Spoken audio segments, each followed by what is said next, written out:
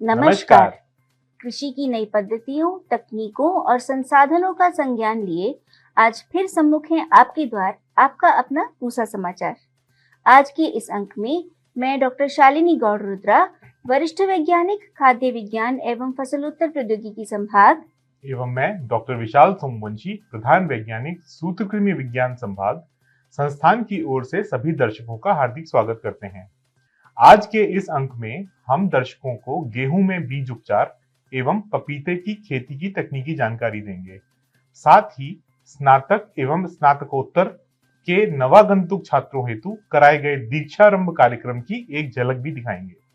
पूसा समाचार के माध्यम से विभिन्न प्रदेशों से किसान भाई लगातार अपनी समस्याएं हमारे व्हाट्सएप नंबर 9560297502 पर भेज रहे हैं, जिसका समाधान हम पूसा व्हाट्सएप सलाह सेगमेंट में आपसे साझा करेंगे। और अंत में होगी मौसम की खबर।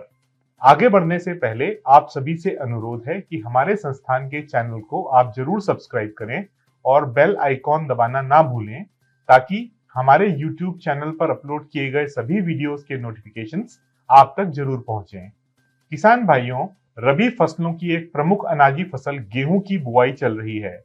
पिछले अंक में हमने आपको गेहूं की सही समय पे बुआई की महत्ता बताई थी, और आज हम आपको गेहूं में विभिन्न बीज जनित रोगों के रोकथाम हेतु बीज उपचार की महत्ता एवं तरीके की विस्तृत जानकारी देंगे। इसे प्रस्तुत कर रहे हैं हमारे संस्थान के विशेषज्ञ डॉक्टर MS सहारण। किसान भाइयों, आजकल जैसे कि आपको विदित है कि गेहूं का बोने का समय चला हुआ है, और उम्मीद है कि काफी किसान भाइयों ने तो अभी तक गेहूं की बिजाई कर भी ली है। जो समय से प्रजातियां बोई जाती हैं गेहूं की, सबसे मुख्य रोग है गेहूं के जो बीज में रहता है वो है लूज सुमट, जिसको खुला कंडुआ के नाम से भी हम जानते हैं। इसमें आपने अपने खेतों में प्राय देखा होगा, जब फसल बड़ी हो जाती है, बालियां आ जाती हैं, तो उसमें काला दाना पड़ जाता है। और वो जो काला दाना है वो जो फफूंद के स्पोर हैं वो होते हैं उसमें। और इसी तरह से दूसरी और भी बीमारियां हैं जो बीज में रहती हैं, जैसे एक रोग है करनाल बंट।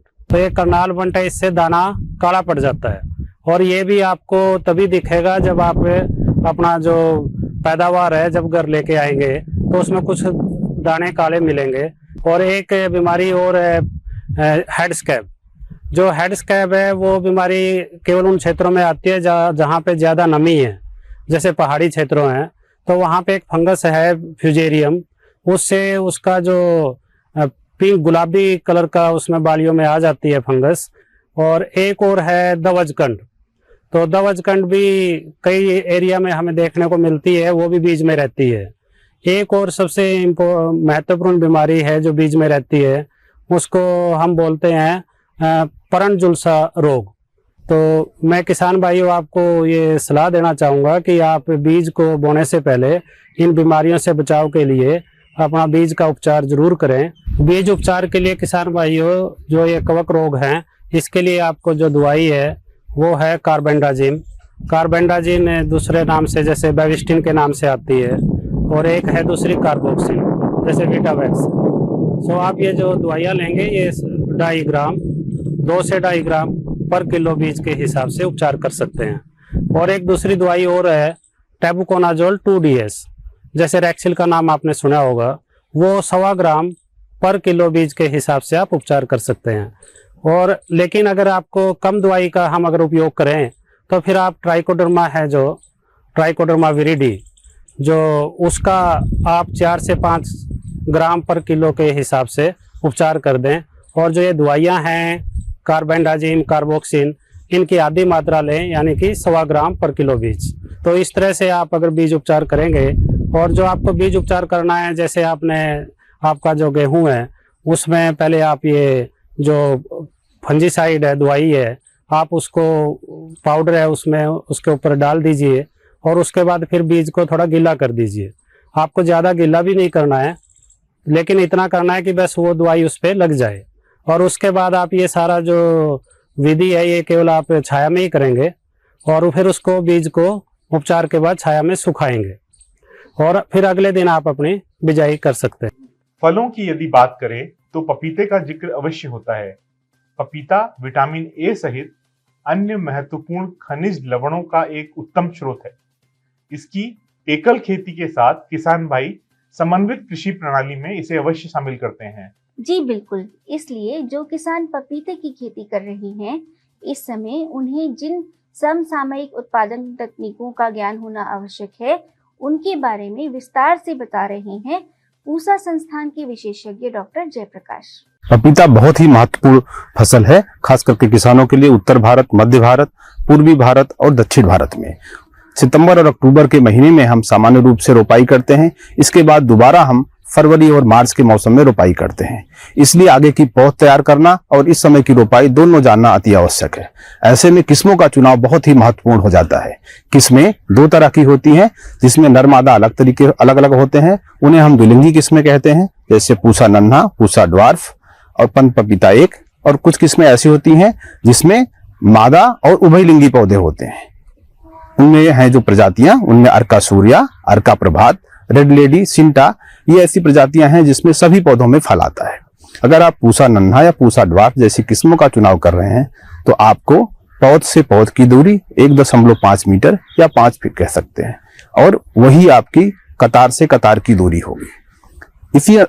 इसी क्रम में अगर आप उभयलिंगी किस्मों का चुनाव कर रहे हैं जिसमें अर्का प्रभात या रेड लेडी या सिंटा जैसी किस्में हैं, तो आप पौध से पौध की दूरी को 1.8 मीटर रखिए और कतार से कतार की दूरी को 1.8 मीटर, या अगर आपको कोई और शस्त्र क्रियाएं बीच में करनी है तो आप 2.1 मीटर भी रख सकते हैं। इस तरह से करेंगे तो आपको 1 हेक्टेयर में करीब 3000 के आसपास पौधे प्राप्त होंगे। अब यहाँ पर रोपाई का समय मैंने आपको पहले ही बता दिया। अगला महत्वपूर्ण मुद्दा यह है कि आपको पौध कहाँ से मिलेगी और बीज कहाँ से मिलेगी।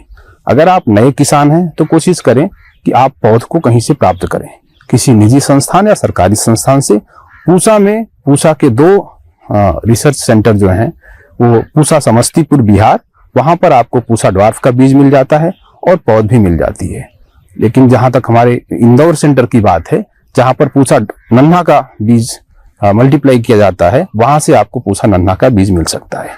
ध्यान यहाँ पर यह रखें कि 1 ग्राम में करीब 50 बीज होते हैं और आपको 1 एकड़ में या 1200 पौधे के आसपास की आवश्यकता होती है। उसके अनुसार ही आप पौध को तैयार करें और 1 ग्राम से आपको करीब 30 पौध मिलती है। आने वाला मौसम सर्दियों का मौसम है और सर्दियां सबसे प्रतिकूल मौसम होती है पपीते के लिए। अक्सर पाले के चलते उत्तर भारत और मध्य भारत में बड़े क्षेत्रों में पपीते का नुकसान होता है। यहाँ पर हम किसानों को सलाह ये है कि जो भी अगर आपकी फल लगे हुए हैं और वो परिपक्व हो रहे हैं, 125, 130, 135 दिन के हो रहे हैं, तो हर हालत में उनकी नवंबर के आखिरी सप्ताह तक तुड़ाई कर लें और उनको बाजार में बेच दें। वो कमरे के तापक्रम पर पकने की अवस्था में आ जाते हैं। 15 दिसंबर से लेके 15 जनवरी का जो मौसम होता है उस समय काफी पाले पड़ते हैं और पाले के वो अनुकूल मौसम होता है। उस मौसम में हम मौसम की भविष्यवाणी का ध्यान रखें और प्रति सप्ताह हल्की सिंचाई करते रहें और साथ ही साथ पोटेशियम नाइट्रेट 2 ग्राम पर लीटर के हिसाब से छिड़काव करें 10 से 12 दिन के अंतराल पे, और सल्फर 3 ग्राम प्रति लीटर के हिसाब से छिड़काव करें तो ठंड में कुछ हद तक पौधों को इससे राहत मिले। प्रिय दर्शकों, पूसा संस्थान कृषि शिक्षा के लिए देश के सर्वोत्तम संस्थानों में से एक है। संस्थान में स्नातक एवं स्नातकोत्तर के नवागंतुक छात्रों के लिए 2 हफ्ते का दीक्षारंभ कार्यक्रम चलाया गया था। 2 सप्ताह के इस कार्यक्रम में कई शैक्षणिक, सांस्कृतिक, खेल एवं स्वास्थ्य पर आधारित कार्यक्रम हुए, जिनमें विद्यार्थियों एवं शिक्षकों ने उत्साह से भाग लिया। प्रस्तुत है दीक्षारंभ 2024 की एक झलक। भारतीय कृषि अनुसंधान संस्थान अपने नव आगंतुक स्नातक तथा स्नातकोत्तर छात्रों के लिए 2 सप्ताह का दीक्षारंभ 2024 का आयोजन कर रहा है। दीक्षारंभ 2024 का उद्देश्य न सिर्फ नव आगंतुक विद्यार्थियों को संस्थान एवं विज्ञान से रूबरू कराना है, बल्कि विभिन्न शैक्षणिक, सांस्कृतिक, खेल, स्वास्थ्य एवं प्रेरणादायी गतिविधियों द्वारा विद्यार्थियों का व्यक्तित्व विकास भी है। आइए हम भी इस प्रेरणा क्रम से जुड़ें। दीक्षारंभ 2024 का उद्घाटन 15 अक्टूबर 2024 को हुआ। जिसमें विद्यार्थियों के साथ उनके अभिभावक भी जुड़े। साथ ही विद्यार्थियों को द ग्रेजुएट स्कूल, पाठ्यक्रम, परीक्षा नीति, छात्रावास इत्यादि की विस्तृत जानकारी भी दी गई।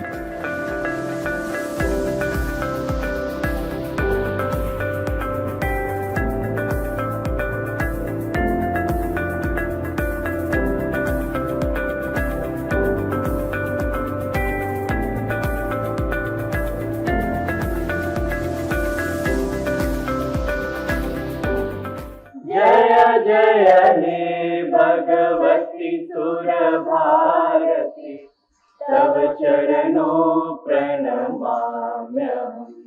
Through Diksharam program, I take this privilege to charge you with your moral and general responsibility to take care that the culture, values, heritage and the legacy of this great institution of national and international importance are not only conserved, preserved, but also protected and owned by you for you only.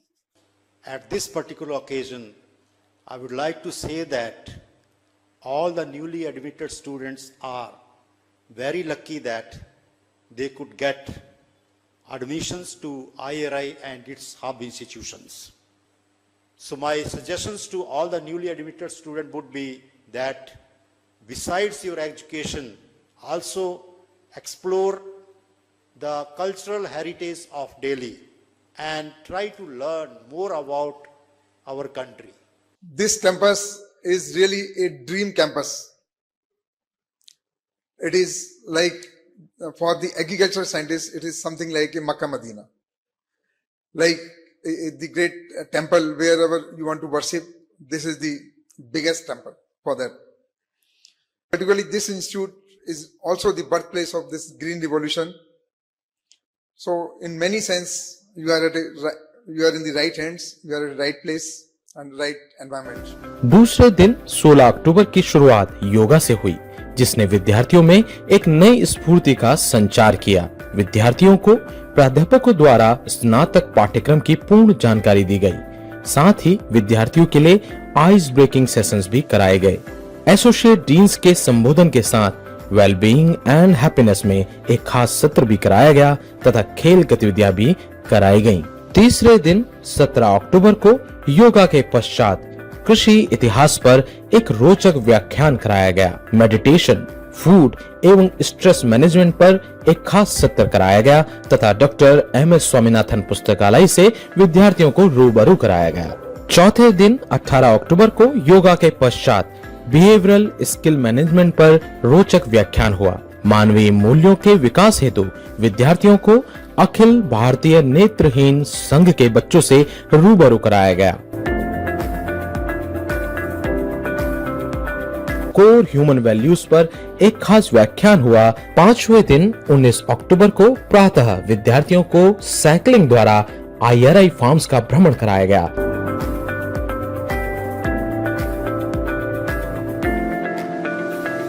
साथ ही स्वच्छता ही सेवा कार्यक्रम में विद्यार्थियों ने भाग लिया। Club activities के माध्यम से विद्यार्थियों ने ड्रामेटिक्स एवं मंचन के गुण सीखे एवं अपना टैलेंट बिखेरा। साथ ही मिनी पार्लियामेंट के प्रखर मंच से मजबूती से अपने मत को रखना सीखा।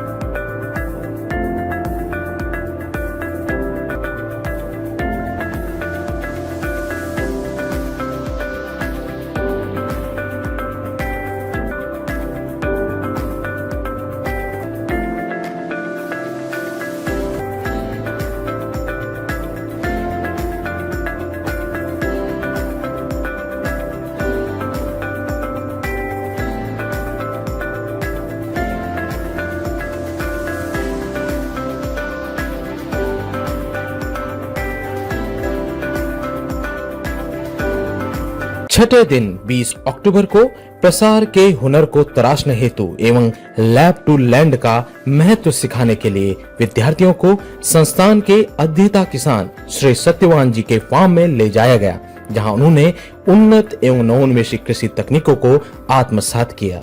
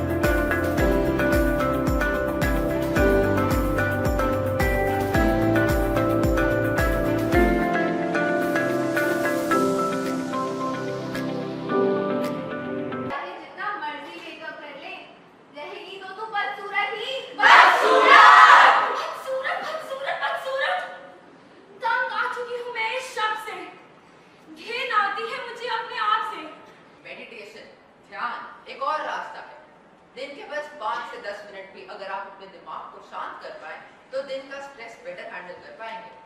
और जो हमने अपनों के साथ कनेक्शन छोड़ा है वो कनेक्शन वापस लाओ। Real conversation, real connection. एक छोटी सी स्माइल भी बहुत कुछ बदल सकती है। छोटी छोटी चीजें जैसे किसी के लिए समय निकालना या उनसे बात करना भी आपका रिलेशनशिप बेटर करेगा। तो अब समय है कि जैसे हम अपनी बॉडी के लिए केयर करते हैं वैसे हम अपने मन के लिए भी करें।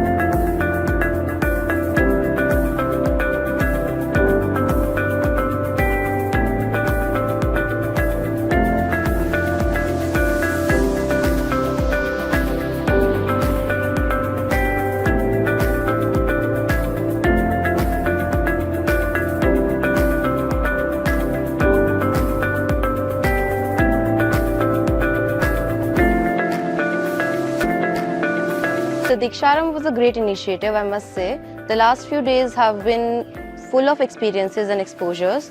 I must point out the heartfulness session because it was a really heart-touching session for me. During the meditation, I felt so relaxed and so much better. All the tension and the stress I had built up during my last year, I could feel that also go away.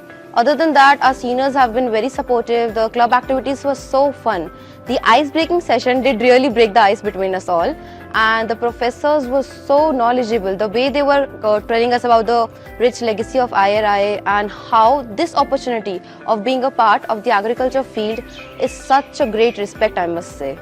Good afternoon to all. My name is Palak and I'm here assigned with the course BSc Honours Community Science, and today I'm in the IRI as an UG student and I feel very dedicated that I am present here. It's a green revolutionary grant and Professor M.S. Swaminathan has worked here. He's an alumni here and we are very grateful to be here as an UG student first year, and a Diksha RM program is going on. So we hope that we would get a lot of better opportunities and a lot of betterment career options here for our future escapes and hopes we have from this institute. So thank you. My name is Devang Sharma. I am student at IARI RCR Patna. The experience during the Diksharam program was really great. We get to socialize with our teachers, with our scientists, and also with our seniors. We get to know about various things. We get to know about the career option during BSc Agriculture and after BSc Agriculture. The faculty here is very good. Also, there are many equipments here which gonna help students in future. Diksharam symbolizes the beginning of learning in the higher educational institutions, which is quite different from the school education.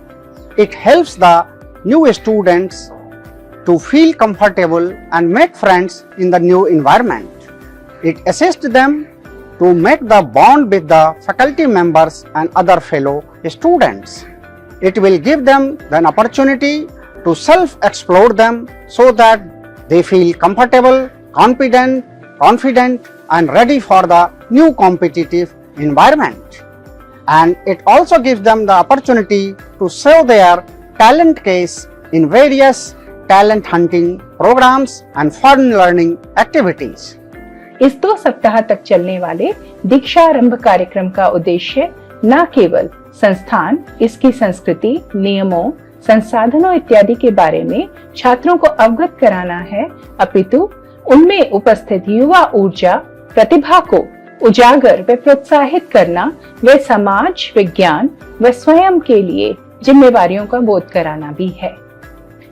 इस दीक्षारंभ कार्यक्रम के माध्यम से हम यह सुनिश्चित करेंगे कि उनकी शुरुआती उड़ान सही दिशा और दशा में हो और छात्रों के सामने स्नातक और स्नातकोत्तर कार्यक्रम के बाद जो संभावनाएं उनके करियर से संबंधित हैं, उनमें वह ऊंची से ऊंची उड़ान भरने में सफल हों। हमें पूर्ण विश्वास है कि दीक्षारंभ का दीप जो 15 अक्टूबर से प्रज्वलित हुआ है, विद्यार्थियों के भीतर शैक्षणिक, सांस्कृतिक, खेल एवं सर्वांगीण व्यक्तित्व विकास की लौ को जगाएगा और यह सब विद्यार्थी संस्थान, कृषि तथा देश का भविष्य उज्जवल करेंगे।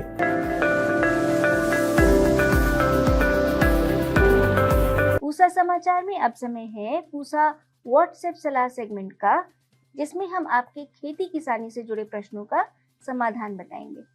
मनेता चित्तौड़गढ़ राजस्थान से पृथ्वीपाल सिंह जी ने अमरूद में जड़ सड़न की समस्या बताई है। सर्वप्रथम ग्रसित पौधों को खेत से निकाल दें तथा जल भराव न होने दें। रीडोमिल गोल्ड 400 ग्राम तथा क्लोरपायरीफॉस 400 मिलीलीटर को 200 लीटर पानी में घोल बनाकर 1 एकड़ में छिड़काव करें। बस्ती उत्तर प्रदेश से कामता प्रसाद पांडे जी ने लहसुन में ब्लाइट की समस्या बताई है। इसके समाधान के लिए हेक्साकोनाजोल या प्रोपिकोनाजोल की 200 मिलीलीटर की मात्रा एवं स्टिकर की 400 मिलीलीटर की मात्रा को 200 लीटर पानी में घोल बनाकर 1 एकड़ में छिड़काव करें। चारौठ सीतामढ़ी बिहार से बीरू मंडल जी ने पपीते में विषाणु की समस्या बताई है। आपकी फसल में पपीता लीफ कर्ल विषाणु का प्रकोप हुआ है। इसके समाधान के लिए रोगोर की 400 मिलीलीटर मात्रा को 200 लीटर पानी में घोल बनाकर 1 एकड़ में छिड़काव करें। सपटने माधा शोलापुर से महेश पवार जी ने मिर्च के गोल एवं छोटे होने की समस्या बताई है। यह गॉल मिज का प्रकोप है। इसके समाधान के लिए नीम के 1 लीटर तेल को 200 लीटर पानी में घोल बनाकर 1 एकड़ में छिड़काव करें।